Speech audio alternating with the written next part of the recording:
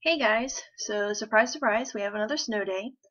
This is the last lecture that is going to be on this test, so obviously I'm hoping you're viewing this before the test on Tuesday. Just as a reminder, those two homework assignments, which you can find in the past few PowerPoints, are due the day of the test. I'm sorry you can't turn it in for extra credit anymore, but I did offer extra credit if you guys had read that email and you could have submitted some feedback. If you have no idea what I'm talking about, be sure to check your email. There was an extra credit opportunity in there. So for those of you who did respond, you got 2 points extra credit added to that extra credit total in Blackboard. Other than homework and the test on Tuesday, I don't really have any other announcements. As another reminder, don't forget that next week we are starting the pig dissection. So if you want gloves, get them because I don't have any. Alright, so to get to the lecture material, last class, or really the last few classes, we had been talking about organic molecules. And just as a reminder, organic means it has C, it has carbon. We talked about lipids, carbohydrates, and we finished up with proteins. We then talked about nutrition a little bit because those three organic molecules are really important when thinking about energy. Just as a reminder, protein and carbs give you 4 calories per gram of fat, and lipids give you 9 calories per gram of fat. So now we're going to talk about the last organic molecule, nucleic acids. Now we really don't include this in nutrition just because we don't really use it for energy. It's not something you put on a nutrition label because it's really not giving us energy at all. So the most common nucleic acid, which I have pictured here, is DNA. The Na in DNA is nucleic acid. So like we did with the other organic molecules, let's go through some of the functions of nucleic acids. As you may have guessed, since you're familiar with DNA, it stores our genetic information. The reason you look like you and I look like you look like me, you know what I mean. The reason we look the way we do is because of genetics. And all of our genetics are housed in our DNA.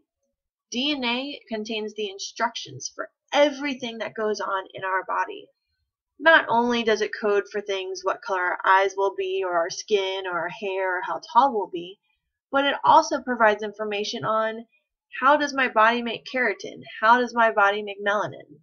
So every single thing that goes on in your body is all due to DNA. So some terms that you should be familiar with DNA is chromosomes. So down here, this is what a chromosome looks like. Now a chromosome is the same exact thing as DNA. So here's a section of DNA that has a very stereotypical shape. When people say DNA, that's typically what you see. Well, it gets packaged and packaged because DNA is very, very large. It's a very long molecule. So it gets packaged up into this very dense chromosome. So a chromosome, again, is just DNA. It's just packaged really tightly. You may have heard of how many chromosomes we have. So we have 46 chromosomes. Half of those come from mom and half from dad. In 2 more units, we'll talk a lot about genetics, so we'll revisit that topic. Another important term to know when talking about DNA is the word genes. And you may have heard this before. You may have joked around with your family saying, oh, I got the good genes from mom and the bad ones from dad or whatnot. Well, a gene is an individual trait. It's an individual characteristic about us. There's a gene that gives us our eye color. There's a gene that has the instructions on how to make insulin.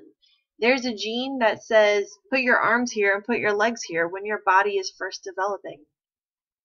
So what a gene actually is if we're looking at this long strand of DNA, just one specific section, so let's just say this section, is a gene that codes for something.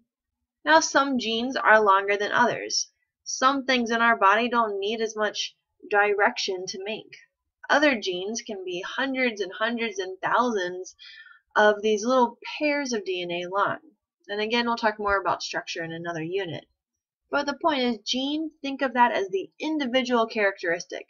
A chromosome is just all of our DNA, here compressed into one thing. So again, major function of a nucleic acid is to store genetic information, and it's DNA that does it. I've kind of already mentioned this, but DNA contains the instructions for our proteins. Remember, I was using insulin. Insulin's a protein. We talked about melanin. So our hair color, if it's a really dark hair color, there's more melanin in it. So every single protein that we've talked about is coded by this DNA. So DNA is very important. Now another nucleic acid is RNA. So the Na still stands for nucleic acid, but the R stands for a different kind of sugar. It stands for ribose. And we'll talk about this in about a slide or two. So RNA's job is to undergo protein synthesis.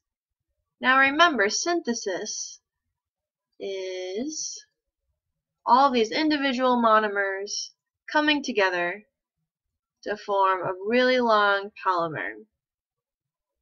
Now don't forget that water is released in this process. So think about proteins. What are the monomers of proteins? What's the polymer of protein? So recall that the monomers are called amino acids, and our polymer that you see here is that polypeptide chain. Poly meaning many, and then peptide because these are peptide bonds. So RNA is responsible for making that reaction happen, for building these peptide bonds between these amino acids. We have all these amino acids flowing around in our cells and in our blood. If you've ever had a protein shake, you've probably taken individual amino acids, and it's the RNA that's actually going to string those amino acids together. Now this image itself, you don't need to learn, transfer RNA and messenger RNA or anything like that. But just take a look at this image. Here's an RNA strand. Here's a different kind of RNA. This ribosome is a different kind of RNA. So here we have an individual amino acid, and here we start seeing, oh, okay, they're starting to come together to form that actual protein, such as melanin. Now the last function of nucleic acids that we'll talk about is one that we've actually talked a lot about. So this function is providing energy.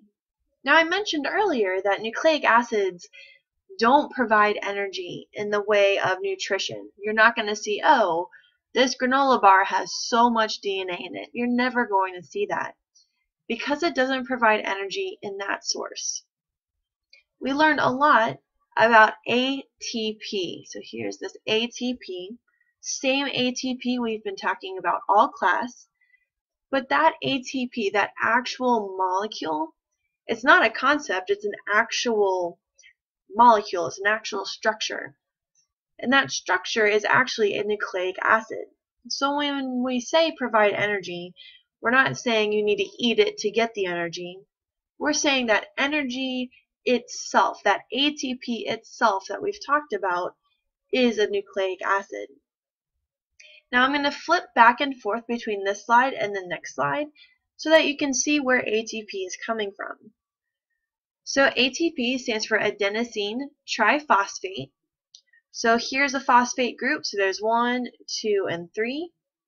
And then this structure is adenosine. You won't need to draw this at all, but you should be familiar with the term adenosine triphosphate. So those were the three major functions of nucleic acids. They store our genetic information, they build all of our proteins in our body, and finally, they are energy itself. ATP is a nucleic acid. So like we did with the other organic molecules, let's talk about what makes a nucleic acid, what makes DNA. So there's three major components, and you see those outlined here. So these are two structures. It's the same structure, just drawn differently. So no matter what kind of nucleic acid, whether it's ATP, RNA, or DNA, it's going to have a 5-carbon sugar, which is this red diagram here. Each of these points, which I'm not going to circle them all, is a carbon. So it's a 5-carbon sugar, and you see that here.